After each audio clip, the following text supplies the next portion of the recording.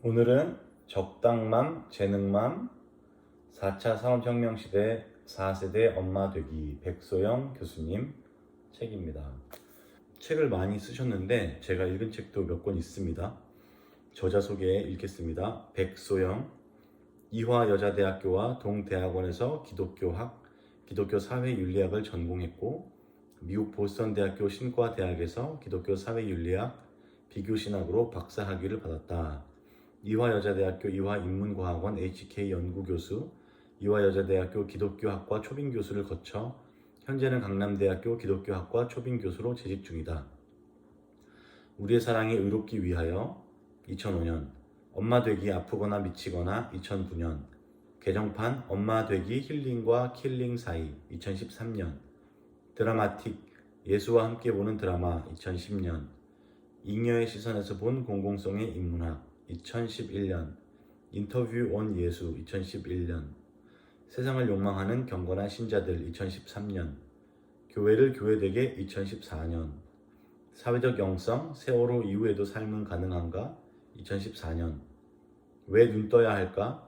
신앙을 축제로 이끄는 16마당 2015년, 삶, 그 은총의 바다 2016년, 버리지 마라 생명이다 2017년, 드라마 속 윤리 2017년, 페미니즘과 기독교의 맥락들 2018년 등 다수의 저서가 있다.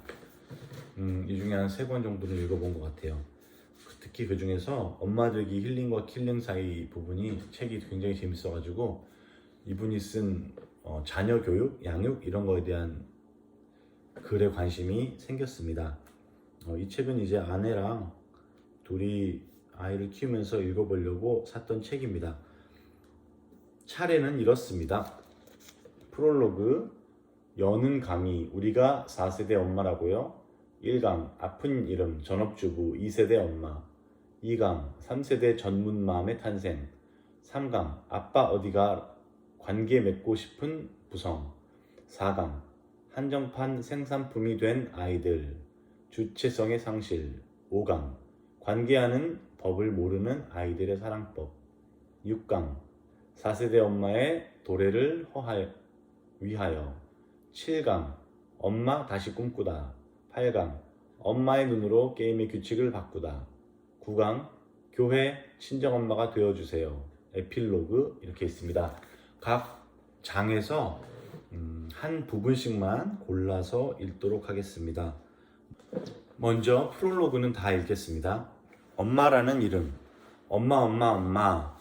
아마도 마음을 따뜻하게 만드는 단어 중에 으뜸일 겁니다. 아니 으뜸이었을 겁니다. 라는 과거형으로 해야 할까요? 엄마라고 부르는 순간 희생, 사랑 같은 아슬한 감정이 떠오른다면, 그리고 이런 떠올림은 당연으로 여기신다면 당신은 저와 마찬가지로 이미 기성세대일 겁니다. 엄마라는 단어는 시간과 공간의 제한을 받지 않고 언제나 한결같은 이름이야 라고 고집할 수 없는 까닭은 우리가 생각하는 그 이름의 의미가 요즘 청소년에게는 다르게 다가오기 때문이죠. 마더십, 우리 집 여왕, 짱나, 개 땡땡에서 마지막에 땡땡으로 표시한 것은 차마 밝히기 어려운 비속어인데요. 지금 나열한 게 무엇을 뜻하는지 아시나요? 제 가까이에 살던 청소년들의 휴대폰에 저장된 엄마의 닉네임이었어요. 앞에 두 이름은 어느덧 집안의 군주요, 무소불위의 권력을 휘두르는 지존으로서의 엄마를 반영하죠. 마더십이라 마치 우주에 움직이지 않고 떠 있으면서 작은 우주선들을 조종하는 컨트롤 타워 같은 모선이 오늘날의 엄마라는 말입니다. 뒤에 두 이름, 특히나 비속어까지 포함된 이름은 엄마의 존재가 아이의 시선에서 얼마나 성가시고 불편한지를 말해줍니다.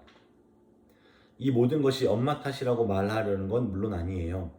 어쩌면 오늘날 우리 사회는 엄마로 살기가 가장 힘든 곳일 겁니다. 그야말로 모성 실천의 끝이 없는 시절이죠. 100일 지나면 좀 나으려나? 앉으면 손이 좀 덜 갈까? 서서 걸으면 그래도 살만하겠지. 그리고 학교에 가면, 직장에 다니면, 결혼을 하면. 그런데 계속해서 엄마일 수밖에 없는 상황이 자꾸 펼쳐지죠. 분명 나만 힘든 것은 아닐 텐데 동창들끼리 만나기만 하면 누가 더 불행한가?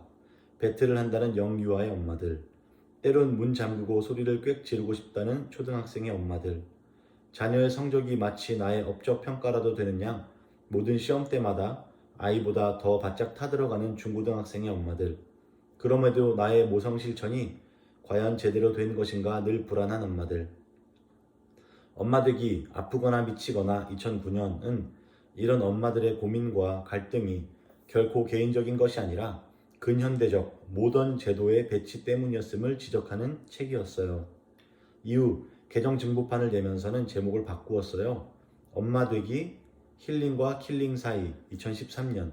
당시 힐링 담론이 한참이었고 일시적 감정적 힐링보다는 더 근본적인 힐링의 길을 모색하면서 제도적 제안과 실천 방향을 더 담았더랬죠. 엄마의 자리에서 길러내는 관계적 능력과 근현대인으로서 가졌던 나 되기 사이에서 어느 하나를 놓지 않은 채 새로운 가능성을 시도해보자는 초청이었습니다. 그런데 이후 10년 가까이 특강을 다니고 또 일상에서 만나는 수많은 엄마의 사연과 질문을 들으면서 지금 우리가 처한 이 세대 그리고 앞으로 올 세대에 대한 이야기에 집중하는 성찰이 필요하겠다는 생각을 했어요. 바야흐로 4차 산업혁명 시대라는 우리의 가까운 미래 말입니다. 전통사회의 엄마, 원쥐맘. 사실 엄마들이야말로 각 시대와 사회가 요구하는 제도적 기준들을 가장 먼저 그리고 필시 가장 열심히 자녀들에게 습득시키는 최초의 어른이죠. 4차 산업혁명 이전의 엄마들이라고 해서 모성 실천이 만만한 것은 아니었어요. 하지만 제가 후기 근대적 사회 상황에서의 엄마 되기를 가장 어려운 수행이라고 한 데에는 이유가 있어요. 세대별 엄마들의 특징을 설명하면서 하나씩 풀어가 보겠습니다. 한겨울에 얼음께서 빨래하고 보릿고개 넘길 적에 남편과 아이들 밥 공기에만 밥을 수북이 뜨고 나는 먼저 먹었어요 하며 살던 시절 엄마들의 삶이 어찌 쉬웠을까요? 하지만 적어도 전통사회의 엄마들의 삶의 공간은 통합되어 있었어요. 일터와 육아 공간이 같았다는 말입니다.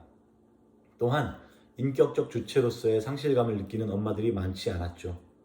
저는 이런 삶을 산 엄마들을 1세대 엄마, The First Generation Mother, 약어로 원쥐맘이라고 부르려고 해요. 시기는 매우 길어요. 지역마다 다르겠지만 전 근대적, 프리모던 가부장제 사회에서 살았던 엄마들이라고 보면 될 것 같습니다. 일단 이 엄마들은 주체가 아니었어요. 가부장제라는 제도적 특징이 설명하듯이 집안의 가장은 성인 남자였던 시절입니다. 여성은 재생산 도구요, 가산으로 여겨지던 시절이 바로 전근대 가부장제 사회랍니다. 학자들은 이 가부장제를 강한 가부장제라고 부르기도 해요. 아내를 향해 생살 여탈권까지 행사할 수 있는 막강한 가부장이 있던 시절이라는 말입니다. 백제의 장수 계백 이야기 아시죠? 돌아올 수 없는 전투에 임하면서 자신의 가소를 모두 죽여버린 가장 말입니다. 동서 어디든 전통사회의 가장들은 이런 강한 가부장권을 가지고 있어요. 이 시절의 여자로 살기, 아내이자 엄마로 살아내기는 인권의 측면에서 본다면 훨씬 더 열악했던 시절이 맞습니다. 그럼에도 육아의 관점에서 평가하자면 적어도 전통사회는 엄마만이 육아의 책임을 지는 어른이 아니었어요. 오히려 이 시절에 뛰어난 아이든 문제가 되는 아이든 대부분 아버지가 누구신가를 물으며 아버지에게 공과 과를 돌렸죠. 집안의 가장이니까요. 더구나 농사를 짓든 간의 수공업을 하든 일터와 생활 공간이 인접해 있었기에 육아는 고립된 상황에서 진행되지 않았어요. 좀 넘어가서요. 전업주부, 즉 가정에 있으면서 가사와 육아를 전업으로 담당하는 주부는 문명사적으로 언제부터 가능했을까요? 우리 어머니들이 전업주부였다고 해서 세상 모든 엄마가 원래부터 전업주부였다고 생각하시면 곤란해요. 사실 인류 문명사에서 근대사회가 도래하기 전에는 어느 여성도 계속 전업으로 주부인 적이 없었어요. 보세요. 양반집 여인은 전업으로 주부일 필요가 없었죠. 날이 저물어 저녁을 준비할 시간이 오면 남색 치맛자락 하늘하늘 대청마루를 쓸면서 하인들에게 그저 말만 하면 되는 거예요. 육아도 마찬가지죠.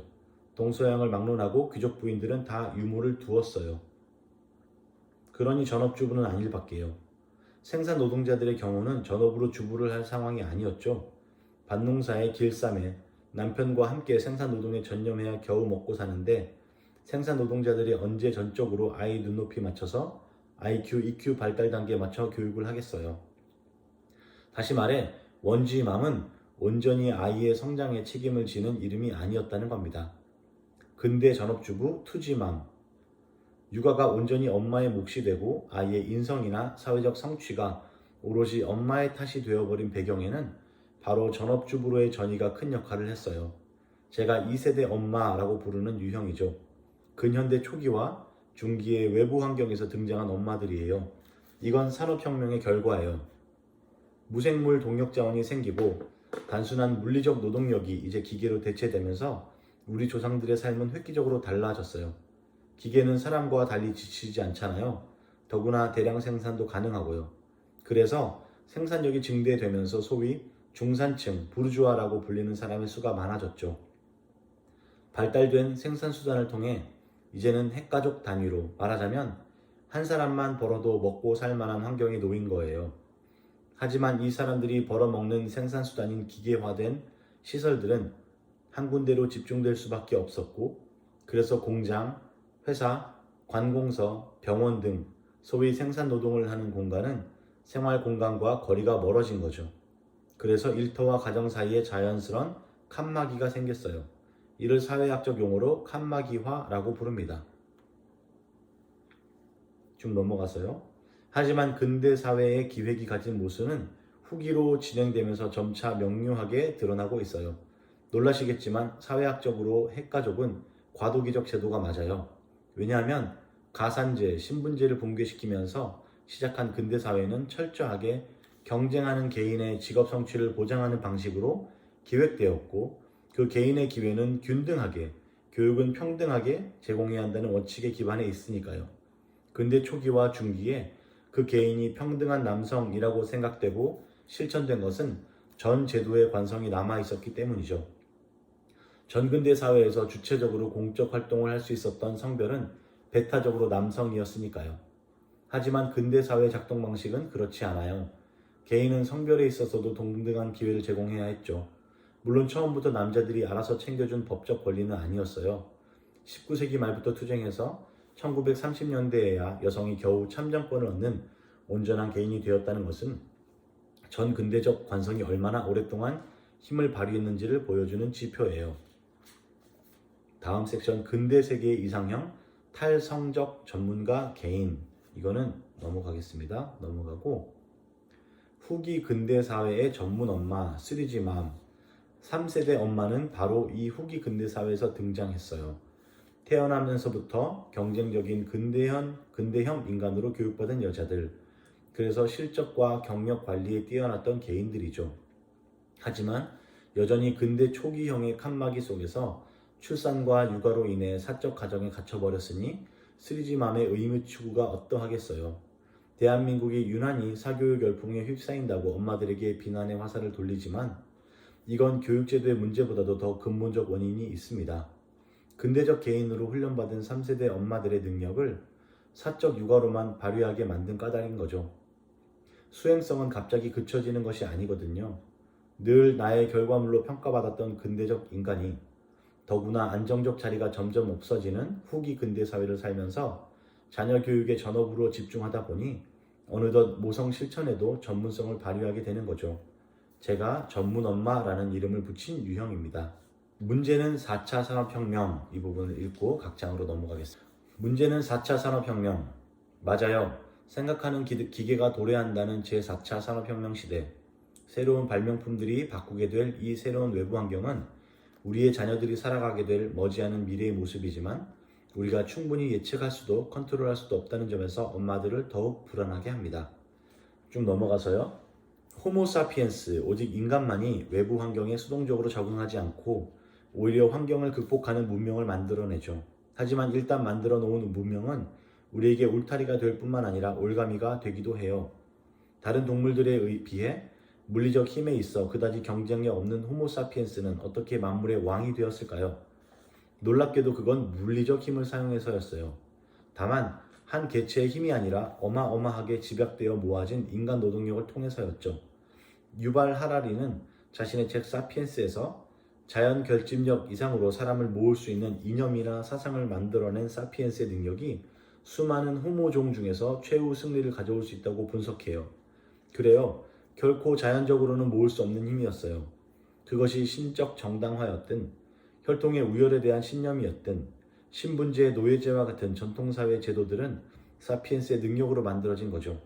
전통사회는 그렇게 누가 먼저, 누가 오래 집약된 물리적 힘을 소유하느냐에 따라 권력의 위계가 나뉘었죠.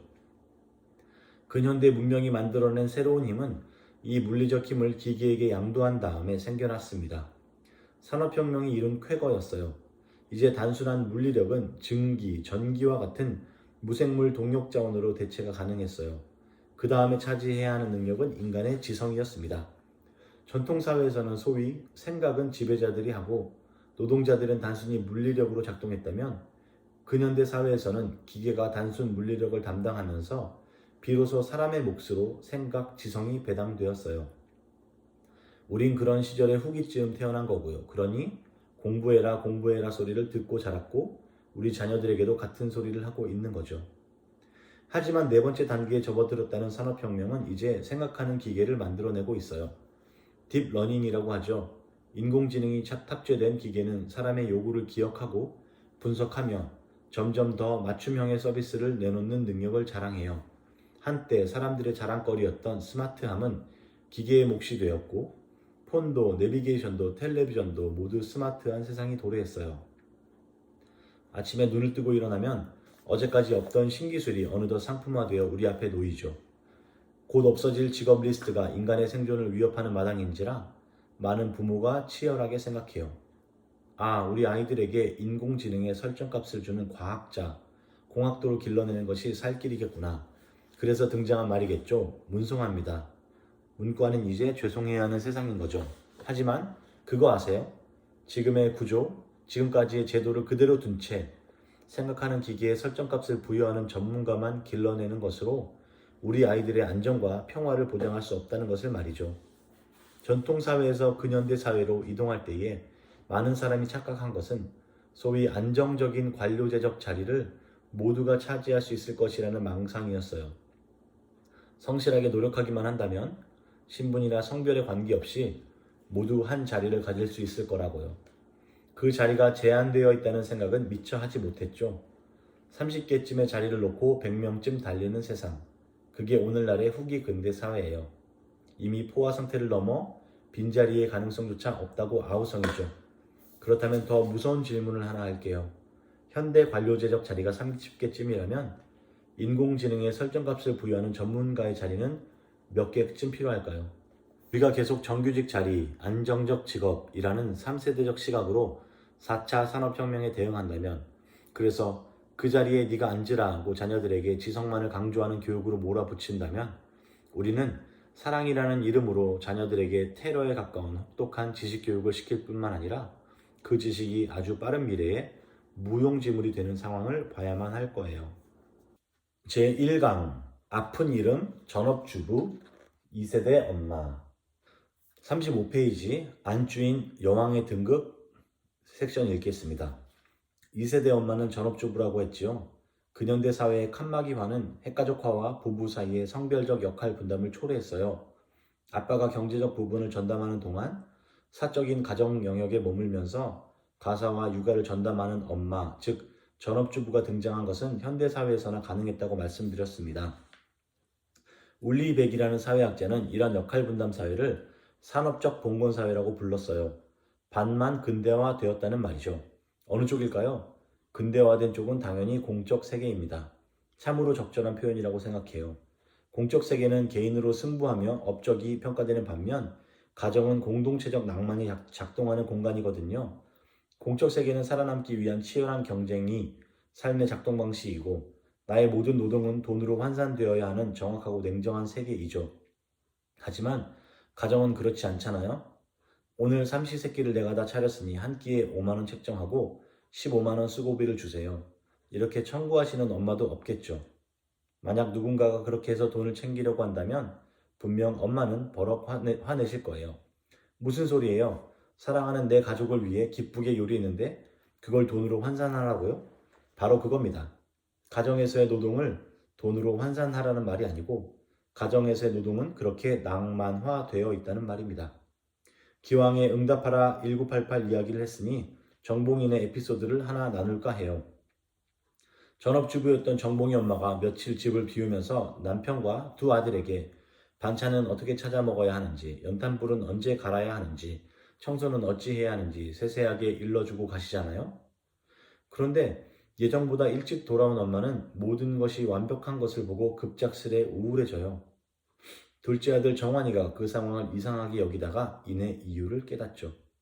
그러고는 멀쩡하게 라면을 잘 끓이던 형의 손을 푹 담그고는 엄마, 형아 손 대었어요. 그러질 않나. 아빠가 연탄을 잘 갈고 있는데 툭 쳐서 깨뜨리고는 엄마, 아빠가 연탄 떨어뜨렸어요. 라고 말하죠.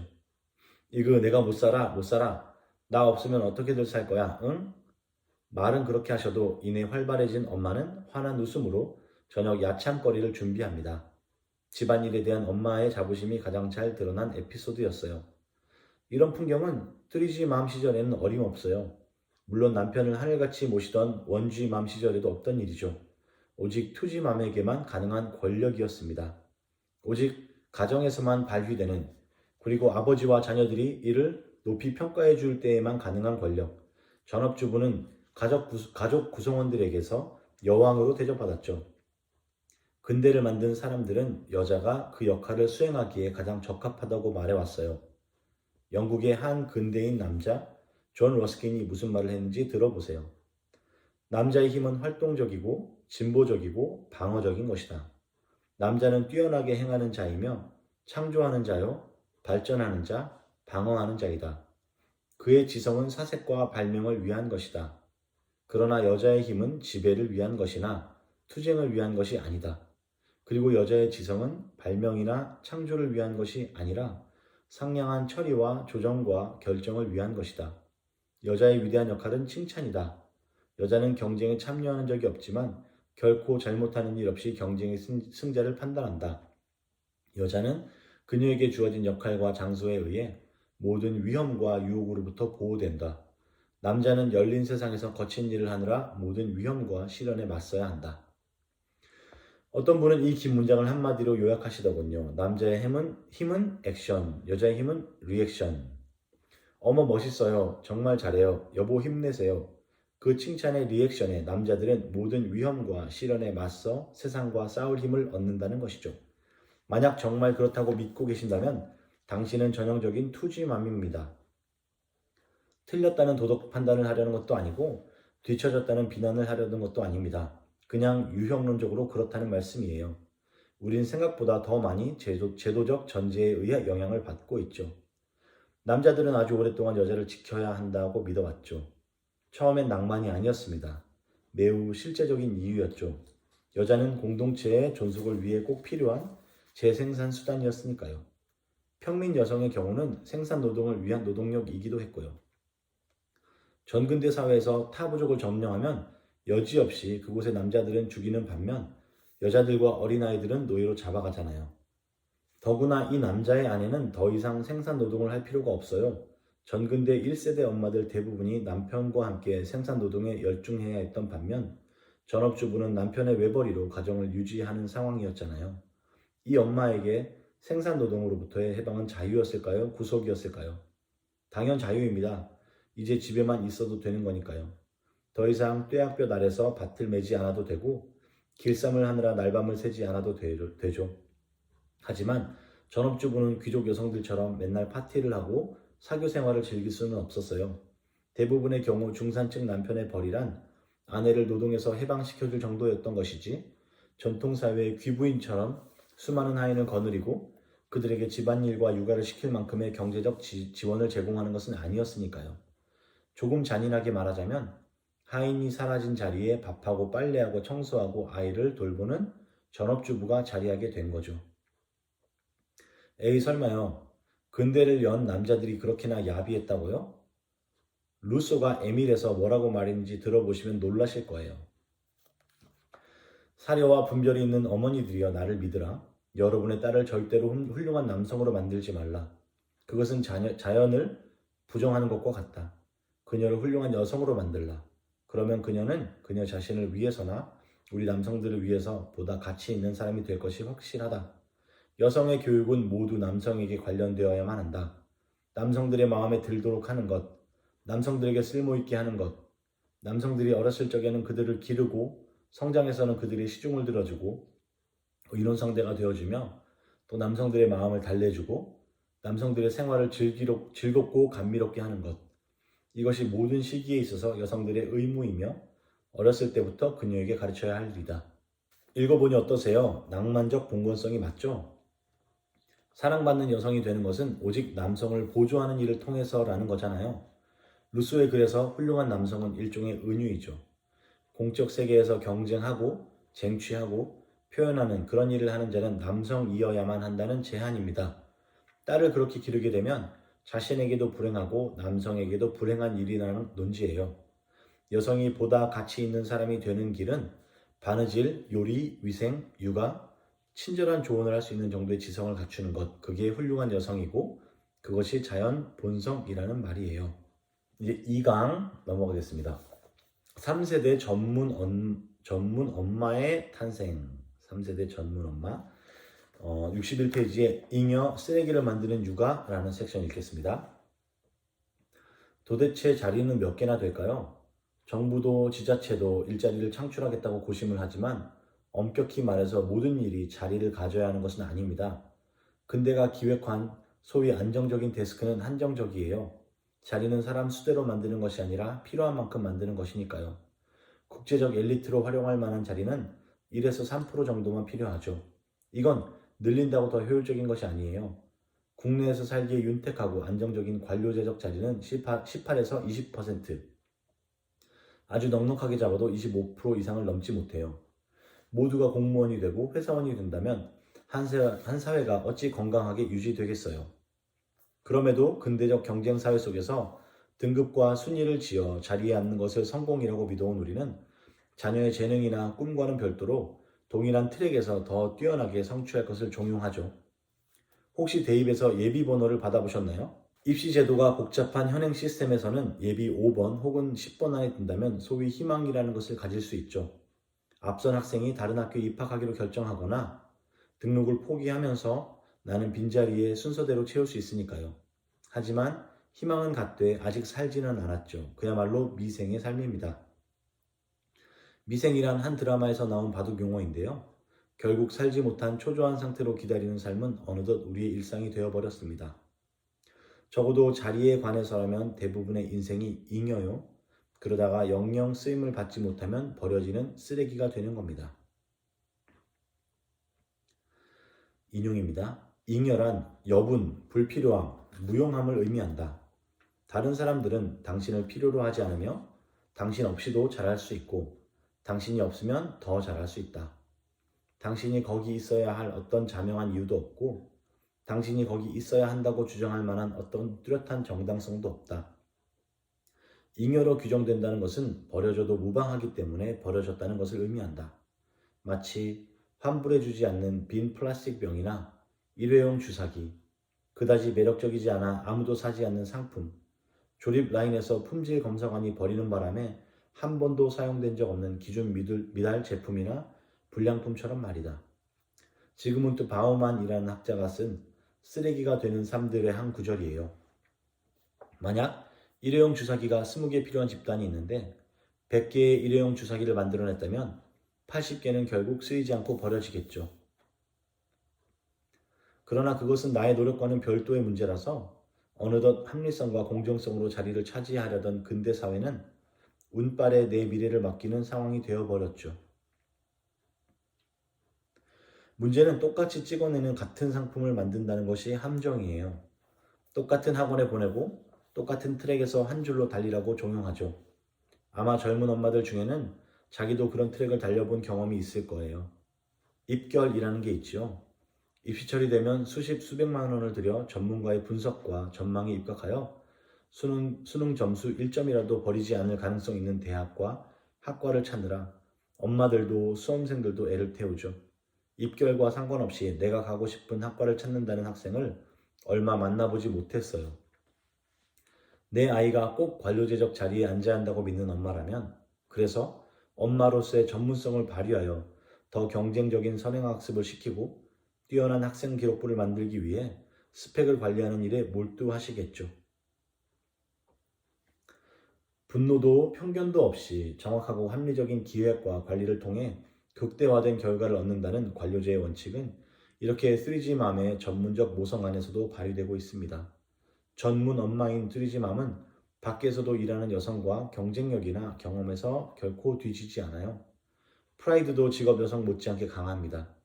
능력이 없어서 전업주부가 된 것이 아니라 사회 구조상 나와 자녀가 개인으로서 동시에 경쟁 트랙의 상위권을 치고 올라가기는 어렵다는 것을 파악하고 일종의 선택을 한 것이니까요. 동창회에 가서 직업 성취를 잘하고 있는 친구를 만나도 쓰리지맘은 당당하죠. 입 밖으로야 내뱉지 않겠지만 이런 마음일 거예요. 너는 너를 만드는데 올인하렴. 나는 아이를 만드는데 올인하겠어. 어디 붙어보자. 누가 최후에 웃는지. 좀 넘어가서요. 요즘 대학원 석사, 박사 학위까지 받고서 택배기사나 환경미화원 자리에 원서를 내시는 경우도 있다고 해요. 직업의 귀천을 말하는 것이 아닙니다. 일의 적합성 차원에서 말씀드리는 겁니다. 택배 상하차나 쓰레기 수거를 위해 꼭 필요한 전문성이 아닌 스펙을 과도하게 쌓은 것이니까요. 능력이 없으니까 그렇지라고 생각하실지도 모르겠어요. 어떤 의미에선 그렇죠. 한정된 자리를 향해 필요 이상의 인력이 몰려간 거고 거기서 일종의 자리 차지하기 위해서 밀려난 것이라고 생각할 수도 있으니까요. 하지만 애당초 한정된 자리를 향해 너무 많은 사람이 달려간 것도 그 자리에 필요 없는 과잉 스펙을 만든 것도 근대 관료제적 기획을 전반적인 삶의 조건으로 착각한 까닭이죠. 한 지인의 경험담이에요. 자신의 스펙으로 보면 한참 낮게 지원한 중소기업이었는데 번번이 떨어지기에 이상하다고 생각했대요. 그런데 다른 곳에 입사원서를 내려고 줄을 서 있는데 지나가던 그 회사 경력 직원이 힐끗 이력서를 보고는 이렇게 말했더라는 겁니다. 거기 맨 밑에 한 줄을 지우고 제출하세요. 아니, 그 한 줄을 더 넣기 위해 얼마나 노력했는데 그걸 지우냐며 억울해 하셨죠. 많은 3G 맘들이 아버지의 경제력을 바탕으로 본인의 스펙을 한 줄을 위해 해외로 어학연수를 갔었잖아요. 그래서 기러기 아빠도 양산되고 사회 문제가 심각했죠. 그러면 될 줄 알고 그랬던 거예요. 그런데 이제는 한 줄, 두 줄을 지워야 하는 상황. 너무나 많은 인력이 쓰레기요, 잉여가 되는 상황을 경험하고는 엄마들도 우왕좌왕 갈팡질팡하고 있습니다. 다음 섹션 한 번만 조금만 더 읽겠습니다. 자리가 아니라 재능을. 그래도 살 길은 있습니다. 근대 사회가 만든 가치나 제도가 반드시 나쁜 것만은 아니에요. 전근대 사회가 강요한 운명으로부터 우리를 자유롭게 만들었잖아요. 다만 관료제적 수직 구조를 90도만 틀면 됩니다. 그러면 경쟁이 아닌 선택이 강조되는 수평 구조가 될 수 있으니까요. 넘어가서요. 실은 아이들은 모두가 천재예요. 천재란 하늘이 내린 재능이라는 말이죠. 현 시스템 안에서 자본화될 수 있는 재능만 재능인 것은 아니에요. 다름으로 각자의 능력을 바라보고 찾아주는 엄마가 어쩌면 진정한 전문 엄마일지도 몰라요. 기획하는 것이 아니라 관찰하고 찾아주는 거죠. 좀 넘어가서요. 71쪽. 우리가 싸워야 하는 것은 직업의 종류에 따라 응시 방식이 달라지는 편견 어린 의식이고 직업의 종류에 따라 위험 노출도나 삶의 질이 크게 달라지는 사회의 열악한 업무 환경인 거지 결코 내 아이가 선택할 직업의 종류는 아니어야 해요. 3강 아빠 어디가 관계 맺고 싶은 부성 읽겠습니다. 174쪽 다만 아빠가 돈 버는 기계 이상의 의미가 아니었다면 더 이상 돈을 벌지 못하게 된 아빠는 가정에서 그 어떤 존재의 힘도 가질 수 없다는 현실을 안타까워하는 겁니다. 물론 아빠 탓도 엄마 탓도 아닙니다. 역시 개인의 문제라기보다는 제도적 요구 속에서 우리가 제대로 성찰하지 못한 채 끌려다니다가 살다가 갖게 된 관계성의 부재 때문이죠. 다음 페이지요. 20살의 어린 대학생들에게 과제로 내준 자서전적 수필에는 IMF 이후에 직격탄을 맞은 가정의 위기가 개인사적 차원에서 너무나 아프게 회고되고 있었습니다. 무능한 아버지로 응시하게 되더라는 반성적 고백, 자괴감에 폭력 성향을 보이던 아버지로부터 괴로움을 겪은 이야기, 하루 종일 집안에서 무엇을 해야 할지 모르고 안절부절 못하는 아버지의 초라함, 모든 수필들이 수렴하는 한 단어는 노바디인 아버지였죠. 다음 페이지에 일하는 아빠, 엄마는 가정에서 완전히 사라져 버렸으니까요. 칸막이화된 상태로 무한 경쟁 체제로 돌입한 3세대를 온몸으로 살아내며 어차피 퇴근이 불가능해진 아빠들은 더욱 사생결단이 되는 겁니다. 아내가 아이들을 전문적으로 길러낼 비용을 확보해야 하니까요. 문제는 전업으로 육아를 맡은 엄마들이 가정에서 절대 권력자가 되어가는 반면 이제는 역으로 생산 노동을 하는 아빠들이 바야흐로 가정에서 그림자 노동자가 되어버렸다는 현실입니다.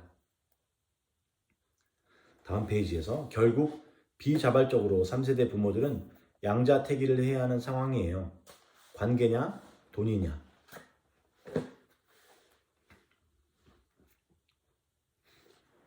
다음 페이지에 각자가 조금씩 시간을 내어놓고 가족이 함께 마주할 수 있는 공간과 시간을 마련하는 데 협력해야 돼요.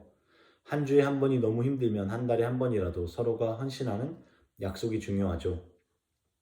가족이 서로 알고 있으면 계획을 미리 조율할 수 있잖아요. 어쩌면 후기 근대 사회에서 그런 시간은 종교적 예배처럼 성스러움까지 지니는 이룰 수 있겠다는 생각이에요.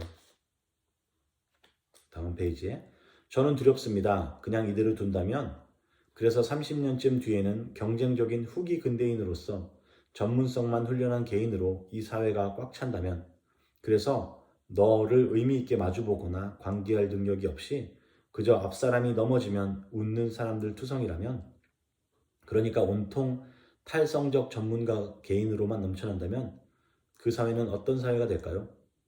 홉스가 말한 만인에 대한 전쟁 상태는 이제야 우리 눈앞에 도래해 있는지도 모르겠습니다.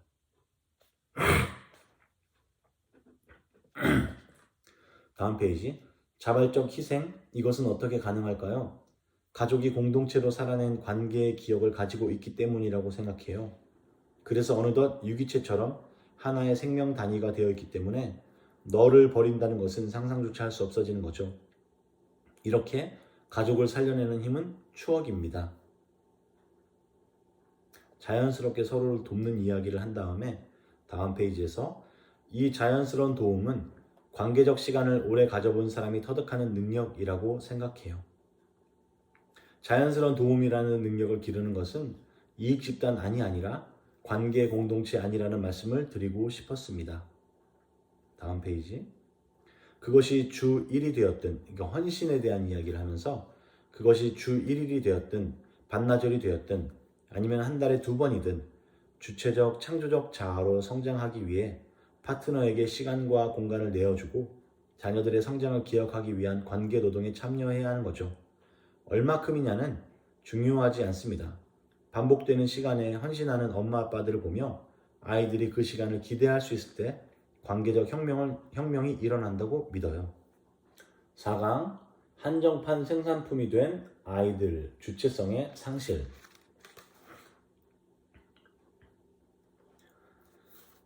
앞으로 2강의는 자녀들에 대한 이야기로 할애했어요. 사실 엄마 되기라는 것이 자녀에 대한 이해 없이는 불가능한 일이니까요. 엄마 혼자 결심한다고 좋은 양육이 이루어지겠어요? 여기서 괄호치고 엄마 아빠라는 대신 엄마를 사용하는 부분은 은유로서의 엄마로 이해해 주세요 라고 말하고 있습니다. 저는 답은 사이에 있다라는 말을 자주 해요. 너를 잘 이해해야 비로소 어떻게 반응해야 할지를 결정할 수 있겠죠. 미리 나의 답을 가지고 그걸 너에게 강요하는 방식으로는 결코 좋은 관계를 만들어갈 수 없어요. 다음 섹션 엄친아로 자란다는 것. 그 중에서 가장 큰 문제는 우리 아이들이 제도적 기준을 열심히 따라가다가 어느덧 전문 엄마의 한정판 생산품이 되어버린다는 점이에요. 그들의 성장 과정에서 가장 위험한 것이 바로 주체성을 잃어버린다는 것이죠. 그 다음 섹션 도구적 이성은 언제까지 쓸모있을까? 라는 섹션에서 100페이지입니다. 사실 너무 예쁘고 사랑스럽고 똑똑한 아이들인데 걱정인 것은 이들이 개발해온 이성이 곧 도래하는 4차 산업혁명 이후의 세상에서는 너무나 빨리 무용지물이 되어버릴 것이라는 사실입니다. 도구적 지식은 정보 처리 능력에 있어서는 사람을 능가하는 인공지능 로봇에게 가장 빨리 대체될 지식이기 때문이에요. 다음 섹션 존재에 나머지가 있다면 섹션에서 문제는 일단 버려진다면 그런 친구들은 다른 곳으로 나가서 문제를 해결해낼 능력이 없다는 거예요. 지금까지는 누군가가 알려주었기 때문에 따라했고 잘했는데 그 시스템 밖의 상황이 발생했을 때 어찌할지를 모르는 거죠. 실패해서 넘어져 봐야 스스로 일어나는 법을 배우죠. 결국 전문 엄마들은 사랑이라는 이름으로 자녀들이 넘어질 기회를 박탈하는 거예요. 다음 섹션은 성찰적 이성을 길러야 라는 섹션입니다. 108페이지. 하나 분명한 것은 자기 존재에 잉여분이 있으면 산다는 겁니다. 다른 가능성을 찾으면 되니까요. 넘어진 김에 좀 쉬어가고 미래를 생각하며 스스로 새로운 길을 찾을 수 있어요. 그런데 존재를 너무나 깎아버린 엄친아들이 벌어진다면 이 아이들은 남은 존재의 여분도 스스로 분석하고 대안을 선택할 주체성도 없다는 것이 슬픈 일입니다. 자기 자신은 물론 세상을 성찰할 성찰적 이성을 기를 기회가 없었으니까요. 다음 페이지에 111페이지입니다. 어린 시절에 구체적이고 관계적인 사고를 할 수 있는 기회에 노출되어야 이 부분이 발달한대요. 이게 뭐냐면 모든 포유류가 원시 뇌라는 것을 공유하고 있다고 한답니다. 인간의 경우 관계적 능력을 키우는 가장 중요한 시기는 태어나서부터 약 7년이라고 해요. 그러니까 취약 연령이라는 것은 정말 과학적인 거죠. 문제는 그 이전까지의 자녀들이 과연 구체적이고 관계적인 사고를 할 수 있는 기회에 노출되어 있느냐는 거예요. 마지막입니다. 이제 가까운 미래는 성찰적 이성을 가진 사람들만이 문제를 해결하고 자신을 부양할 수 있는 사회가 될 거예요. 결국 새로운 사회는 새로운 방식의 살아남기가 요청되는 거죠. 그래서 우리가 4세대 엄마로 거듭나야 할 절실한 이유가 있다는 생각입니다. 5강 관계하는 법을 모르는 아이들의 사랑법입니다. 5강입니다. 잉여인간 안나라는 책에서 그런 인용구가 나옵니다.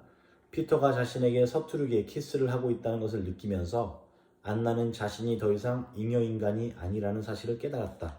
피터 또한 잉여인간이 아니었다.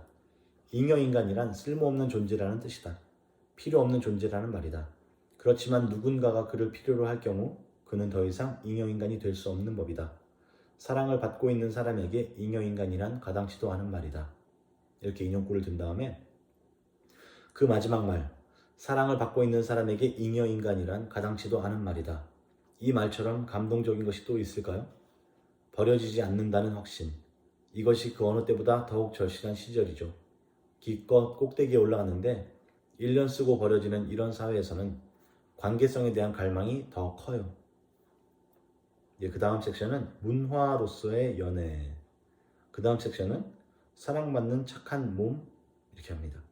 그 중에서 어머님이 누구니? 도대체 어떻게 널 이렇게 키우셨니? 이렇게 칭찬받는 엄마는 아이를 섹시하게 낳아주고 관리해준 전문 엄마입니다. 그러니까 몸매 관리조차 완벽하게 하신 3G 맘이죠.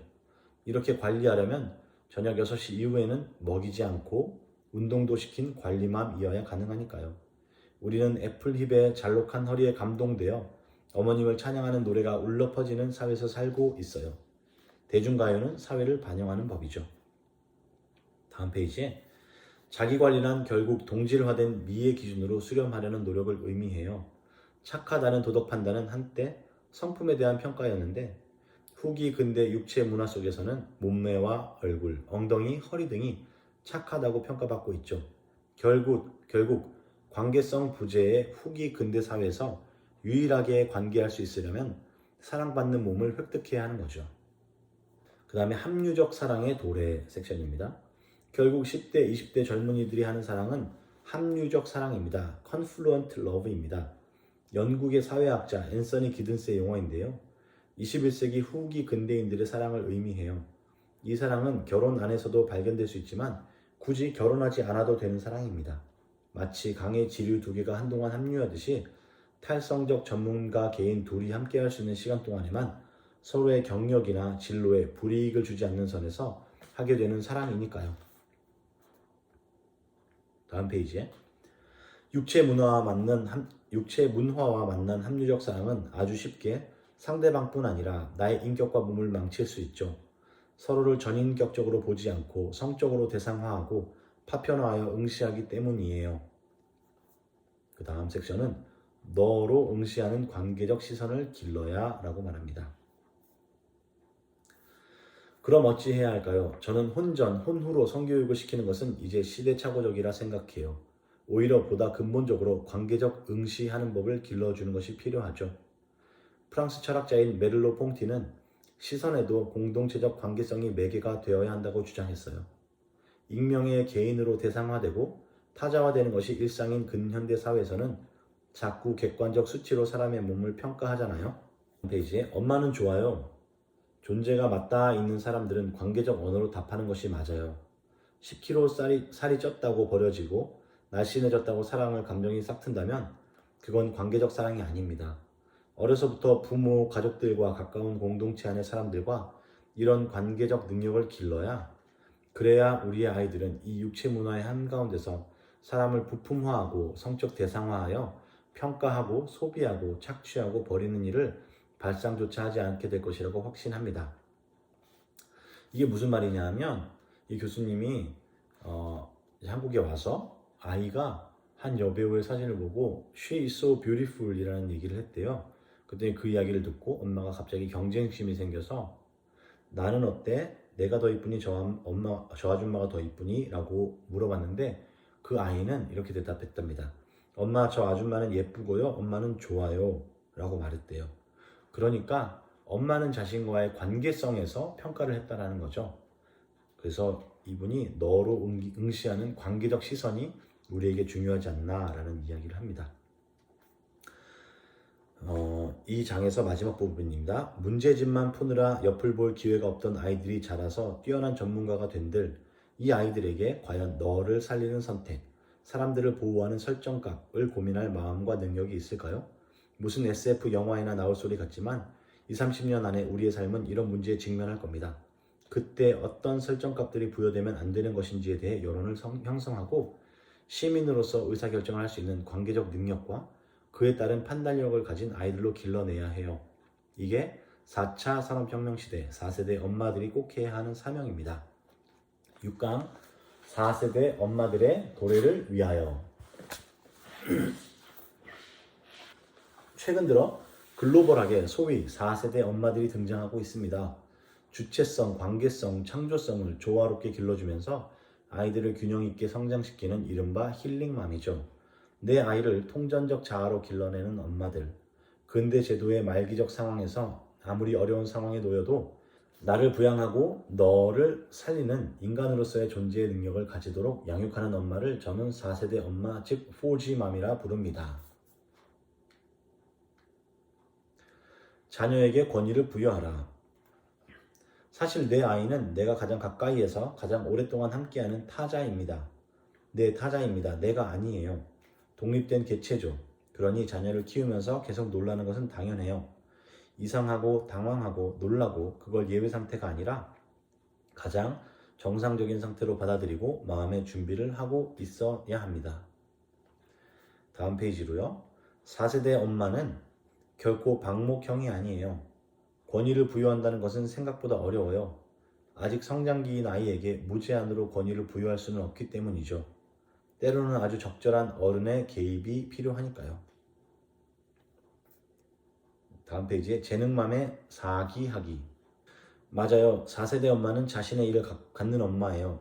반드시 밖에 나가서 돈을 벌라는 말이 아닙니다. 엄마도 한 개인이고 자신의 꿈이나 재능이 있을 테니까요. 그걸 접으면 2세대 전업주부이고 그걸 아이 교육에 올인하여 사용하면 3세대 전문 엄마인 것이죠. 하지만 4세대 엄마는 아이가 자신의 재능을 찾고 그걸 어떻게 발현할지 시행착오를 하는 동안 기다려야 하고 그 기다림의 시간 동안 자신의 재능대로 살아가는 엄마예요. 그래서 4세대 엄마의 별칭을 저는 재능맘이라 부르기도 한답니다. 엄마도 자기 자신의 창조성을 발현하며 살라는 초청입니다.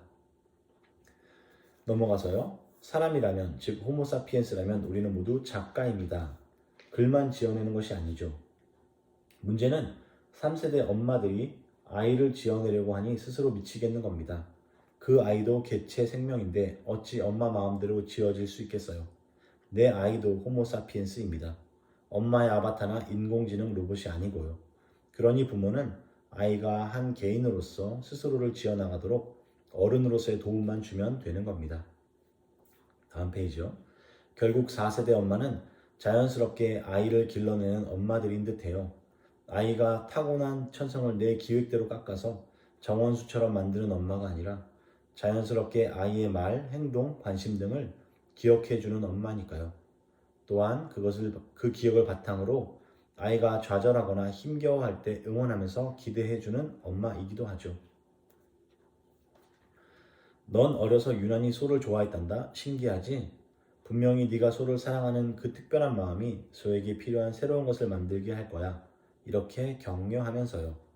이 자연스러움을 실천하는 데 있어 가장 큰 장애물은 무엇인가요? 못 기다리겠는 거죠. 답답해서. 4세대 엄마의 세 번째 덕목은 기다리기인데요.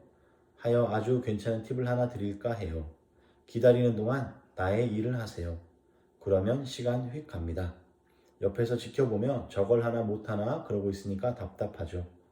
아이에게도 엄마가 무언가 자신의 일을 하고 있다는 것을 알게 하는 것은 성장에 아주 중요한 경험이 됩니다. 잉여짓을 허하라. 4차 산업혁명 이후의 세상은 우리도 우리의 아이들도 살아보지 못한 세상일 거예요. 그 세상을 직면하면서 우리가 사람으로서의 존엄함을 지키고 서로를 살려내는 공동체로 살 힘을 기르려면 잉여짓이 필요하다는 생각이 듭니다. 다음 페이지에 잉여짓이란 결코 게임하기, 스마트폰 보기 등과 동의어가 아닙니다. 사회에 금에 갇힐 수 없는 생명력을, 창조성을 살려내는 일이죠. 아, 내가 무엇을 할 때 행복하지? 옥수수를 한 손에 들고 일해도 안 지치지? 이런 질문을 하고 그런 일들을 찾아보고 몰두해보는 시간이 필요하죠. 우리 자녀들은 저마다 놀라운 창조력을 가지고 우리 곁으로 왔습니다. 결코 이 세상의 평가 기준, 어른들의 시각으로 테스트하고 재단할 수 없는 놀라운 능력자들입니다. 그런데 아이들도 아직은 몰라요. 해봐야 아는 거죠. 7강 엄마 다시 꿈꾸다 부분입니다. 그 전에 이 6장을 요약한 문장인데요. 딱 이러면 됩니다. 궁금해하는 것, 기대해주는 것, 기다려주는 것. 그게 4세대 엄마가 할 일이죠. 예. 7강으로 넘어갑니다. 엄마들의 나 되기도 중요하니까요. 그 어느 때보다도 육아기 이후의 삶이 길어진 시절입니다. 육아기와 생애 주기가 거의 일치하던 시절은 이미 지나갔죠. 한 엄마가 10명씩 아이를 낳던 시절도 아니고요. 한두 아이를 길러낸 엄마들이 어느 정도의 물리적 돌봄 노동을 벗어나는 시기는 엄마 나이로 본다면 대략 45세 전후입니다. 그러고도 앞으로 반이 남은 인생입니다. 그 이후에 어찌 살 것인가 이 고민이 필요합니다. 다음 섹션 적당맘의 꿈. 적당맘. 재밌는 이름이네요. 자기 할 일이 있기 때문에 그 일에 열정을 나누는 엄마. 그래서 아이들에게 올인하지 않는 엄마가 적당한 엄마입니다. 그렇다고 내팽개치는 엄마는 아니죠. 그 정도를 외면할 사람은 아닌 엄마잖아요. 정 급할 때 어른으로서, 보호자로서 책임지고 개입해 줄 수 있는 엄마가 적당한 엄마입니다. 결국 적당한 엄마도 매뉴얼만으로는 알 수 없는 모성이죠. 내 아이에게 적당함이란 아이와 함께 계속 실험하고 겪으면서 깨달아 가야 해요. 다음 섹션 재능맘, 칸막이가 거친 생활 세계를 꿈꾸다. 하지만 어떡해요? 사회는 여전히 경쟁적이고 삶은 여전히 칸막이 쳐져 있는걸요? 맞습니다. 앞서도 누누이 분석했듯이 근현대적 기획은 철저하게 공적 영역과 사적 영역 사이에 효율적 칸막이를 통해 굴러가고 있죠. 하지만 지극히 사적인 차원에서도 개인들 간의 연대와 재능 나눔은 아주 쉽게 칸막이를 걷어버릴 수도 있어요. 공적 영역과 사적 영역 사이에 중간지대를 내 생활 안에 만들어내는 것이죠. 도대체 어떤 것이 중간지대인지 우리가 일상에서 경험하지 못하다 보니 상상력도 제한받기 마련이죠. 이거는 좀 길지만 읽어야겠습니다. 칸막이를 허무는 상상력으로 초대하며 제가 미국에서 실제로 보았던 재능맘들의 중간지대 사례를 하나 소개해 드리려고 해요. 제가 살던 동네에 전직 간호사 2분, 전직 초등학교사 2분, 그리고 은퇴하신 행정직 60대 엄마들이 지역교회와 연대하여 케어25라는 중간지대를 만드셨어요. 한마디로 편의점처럼 항시 여는 육아 공간인 셈입니다. 그곳은 항상 열려 있는데 지역사회라는 특수성에 기반하여 운영되었죠. 육아 서비스를 받고 싶으면 평소에 자녀에 대한 기본 사항들을 등록해 두어야 해요. 영유아의 경우 접종 상태, 아이들의 알러지 상태, 조심해야 하는 사항들을 미리 적어두는 거죠. 등록비도 있는데 1년에 $20, 그러니까 2만 원 정도이니 비싼 것은 아니죠. 일단 등록만 해놓으면 이후엔 급할 때면 언제나 아이를 들고 뛰면 되는 거예요. 제 아이가 영아였던 2000년 당시 1시간에 $5였는데 비용 부담이 되는 엄마도 있을 수 있겠지만 정말 급할 때는 그야말로 구명센터 같이 느껴졌어요. 저도 2번 정도 이용했는데 너무 고맙더라고요. 영아부터 12살까지 봤는데 밤에 잠도 재워줘요. 여기는 매일 가는 데이케어 센터가 아니라 전업주부인 지역 엄마들이 예상치 못하게 아이를 맡겨야 할 경우에 사용하는 곳이죠. 전문가들로 포진되어 있고 교회 건물 안에서 안전하게 자녀를 맡길 수 있으니 전직 경력을 살린 재능맘들의 도움이 지역 엄마를 살리는 경우였죠. 결국 엄마들이 자신의 재능을 발휘하며 공적 영역으로 넘나들고 공적 능력을 가지고 있던 아빠들이 다양한 방식으로 관계 노동에 참여하며 느슨한 채용을 자발적으로 선택하고 일과 육아 사이의 밸런스를 선택하는 사람들이 늘어갈수록 근현대 사회를 견고하게 지탱했던 칸막이는 점점 더 경계가 희미해질 거예요. 칸막이 허물기에 반드시 단 하나의 답만 있는 것은 아니에요. 허무는 정도에 있어서도 획일적이지 않죠. 다만 결단하는 것이 중요합니다. 당장은 4세대가 되지 못해도 괜찮아요. 3.1을 할지 3.5나 3.8을 할지 그렇게 우리가 감당할 수 있을 만큼 시작하면 돼요. 궁극적으로는 4세대를 향하여 나아가는 것이지만요. 8강 엄마의 눈으로 게임의 규칙을 바꾸다.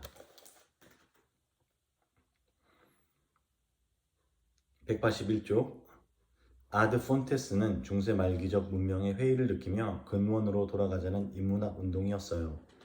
인문학은 실효성이 없어 보이는지 모르겠지만 현금의 제도가 막다른 길에 처했을 때 그래서 돌아가야 하는지 옆으로 길을 내야 하는지 아님 위로 솟아야 하는지 도무지 답이 없어 깜깜할 때 언제나 새 길을 찾게 해준 원천이었지요.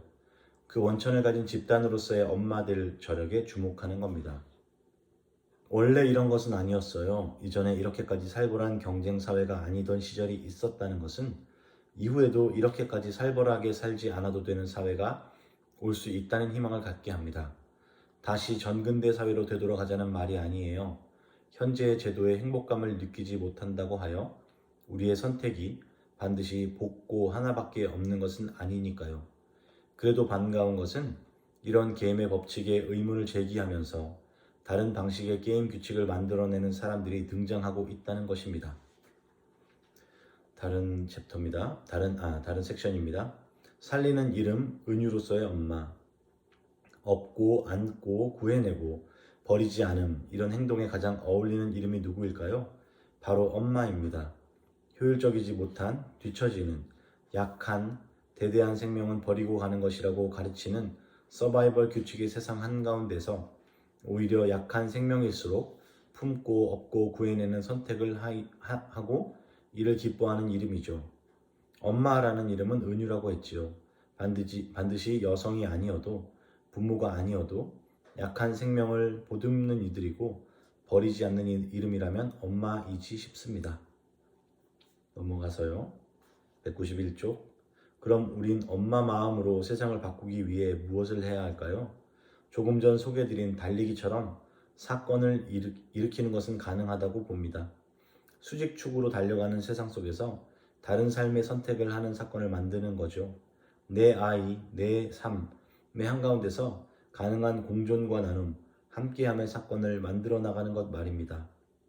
제도는 위에서 확 바꿔도 바뀌지만 다수가 끄덕일 때 여론의 힘으로 작용하면서 바뀌기도 하지요. 다음 섹션으로 살리는 사건을 일으키자. 기독교적 가치란 매우 분명해요. 상한 갈대도 꺾지 않으시는 하나님의 사랑, 약자를 향한 돌봄의 사회적 비전입니다.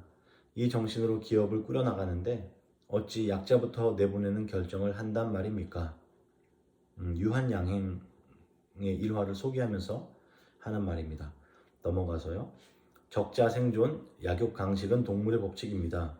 그런데 세상이 온통 짐승의 법칙으로 살아간다고 해서 우리도 자라나는 아이들에게 똑같이 가르칠 수는 없는 것 아닌가요? 어린 생명의 성장에 관여해본 어른이 갖는 마음으로서의 엄마 마음 말입니다. 이 마음은 누가 가르칠 수 있을까요?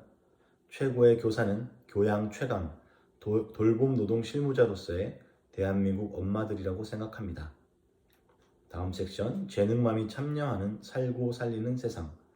포지맘에게 재능맘이라는 애칭을 붙이고 싶다고 했습니다. 자녀들의 재능을 발견, 기억해주고, 기대해주고, 기다려주고, 기도해주는 엄마이니까요. 하지만 기억하고, 기대하고, 기다리고, 기도하는 동안 재능맘은 자녀의 재능뿐만 아니라 자신의 재능도 포기하지 않고 꾸준히 가꾸고 길러내며 삶 가운데서 꿈을 실현해 나가는 엄마입니다. 눈치채셨을지 모르겠지만 폴지맘을 향한 발걸음을 내디디면서부터는 강의 제목이 계속 동사로 끝납니다. 엄마 다시 꿈꾸다. 엄마의 시선으로 게임의 규칙을 바꾸다. 아직은 도래하지 않았지만 곧 현실이 될 미래를 믿으며 동사로서 살아보자는 초청입니다. 9강 교회 친정 엄마가 되어주세요 입니다. 중간 제도로서의 교회. 사실은 지역 교회들의 경우 구성원들의 합의만 있다면 금세 이런 매개 공간을 만들 수 있어요. 교회는 사회학적으로 중간 제도, sub institution에 속합니다. 국가와 같은 큰 제도는 아니지만 큰 제도적 삶에 영향을 미칠 수 있는 구성원과 조직과 재력을 가지고 있으니까요. 더구나 교회는 중간 제도로서 교회가 할 수 있는 4세대적 역할을 고민해야 하는 선교적 소명도 가지고 있죠. 깨어있는 시대 인식 속에서 교회의 제도적 힘과 선교적 소명을 다해야 한다고 생각해요. 이런 시절에 교회가 친정 엄마였으면 좋겠습니다. 친정 엄마라는 이름은 나를 대체 가능한 인력으로 보는 이름이 아니에요. 그냥 뛰어들어가면 살 것 같은 이름이죠. 제가 엄마가 되어보니 더 잘 알겠어요. 울면서 문을 벌컥 열고 들어가면 사연도 묻지 않고 아가라고 부르며 얼른 안아주는 이름이죠. 아니 그러니까 우리 보고 우리 아이들한테 하듯 세상의 청년들에게 친정 엄마가 되어주라는 말인가요?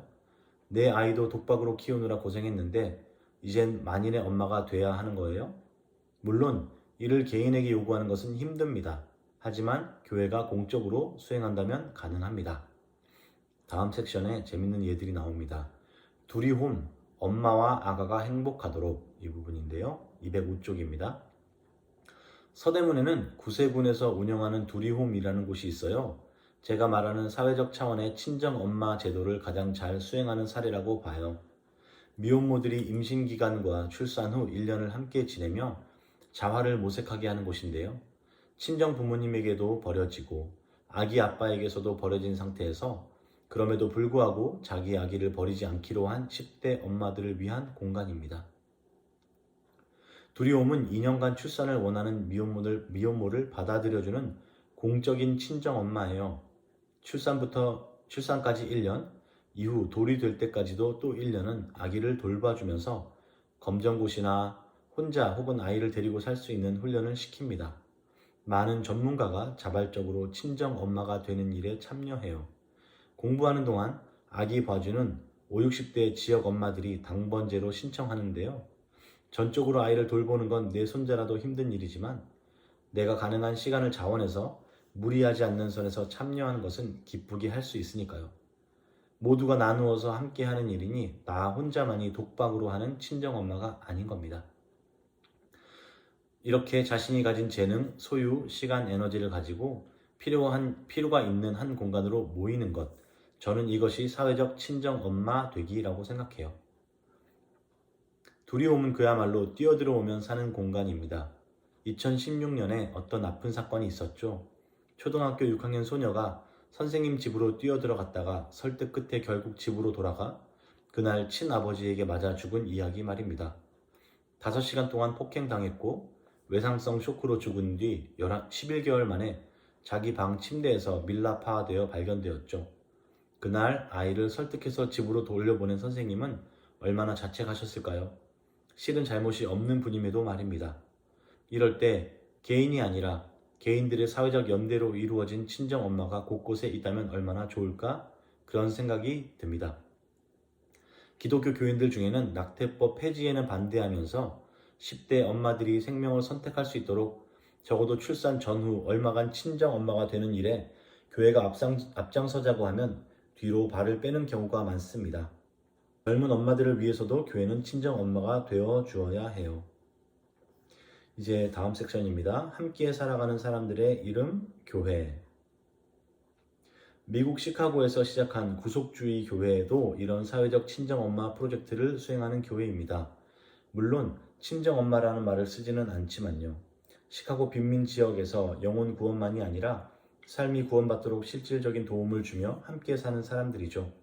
보통 선교나 봉사를 해도 살기는 따로 살고 일정 시간만 가서 봉사하고 오는 경우가 많은데 여기는 의사도, 선생도, 회계사도, 영양사도 자기 전공을 가지고 이 구역 안에서 일을 하며 삽니다. 충분히 전문가가 많다고 생각되면 또 옆 구역으로 작은 교회를 생성해서 이동한대요. 그러니까 이런 교회 활동은 지역사회를 포함하여 하나의 집으로 살아가는 것입니다.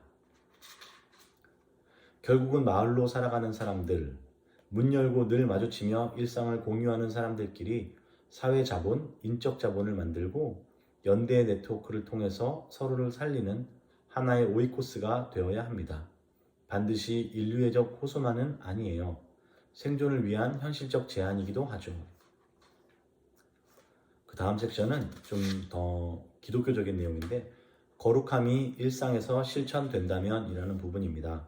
213쪽 예수는 공생의 3년 동안 한결같이 하나님 나라의 질서에 대해서 설교하고 가르쳤거든요. 그 나라는 모두가 하나님 아들, 딸인 가족 공동체였어요. 군림하는 왕도 아버지도 스승도 없는 것이죠. 물론 역할로서의 왕이나 아버지, 스승을 부정한 것은 아니었습니다. 다만 응시가 수직축이 아니라 수평축이었던 거예요. 각자 맡은 본분을 성실히 수행하면서 형제 자매로 살아가는 하나님의 커다란 오이코스죠. 그곳에서는 굶주림이나 착취가 있을 수 없어요. 그 공동체 작동 원리는 서로가 함께 이거든요. 권위만 나누는 곳이 아니라 소유도 나누며 강한 자가 약한 자를 자발적으로 챙기며 살아가는 사랑의 공동체이죠. 이제 에필로그입니다.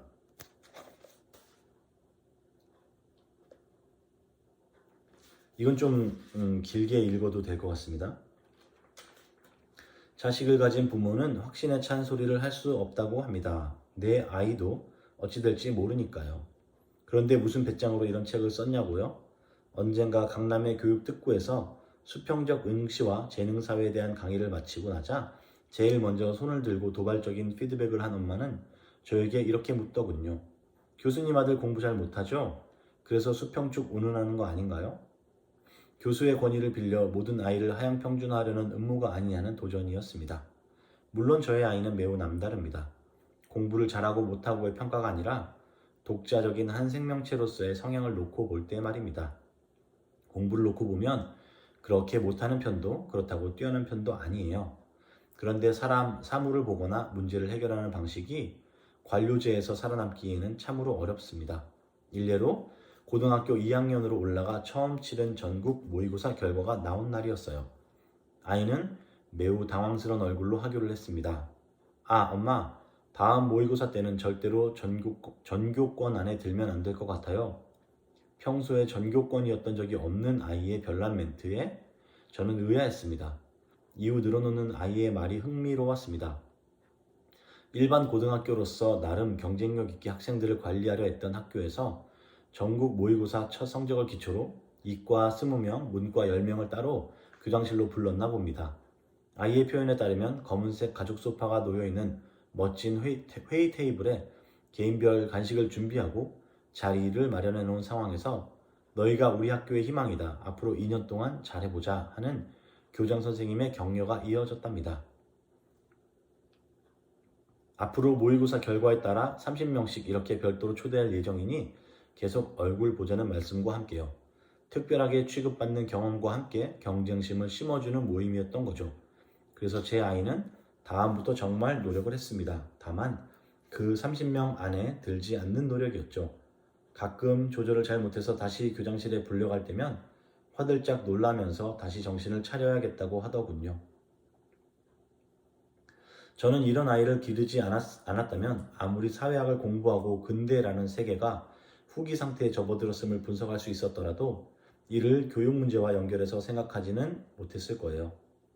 정확하게 말하면 제 아이는 경쟁력이 없는 아이라기보다는 경쟁을 해야 하는 상황을 지독하게도 싫어하는 성품을 가진 아이입니다. 아, 윤리학자 엄마가 그렇게 가르치신 거군요? 아닙니다.